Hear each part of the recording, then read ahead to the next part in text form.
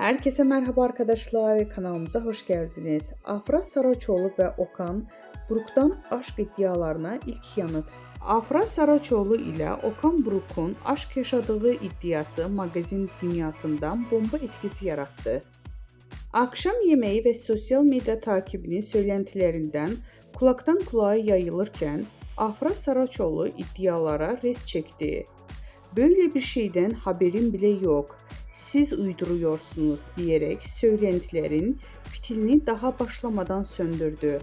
Bizden bu kadar arkadaşlar. Videoların devamını gelmesini istiyorsanız da kanalımıza abone olmayı unutmayalım. Hoşça kalın.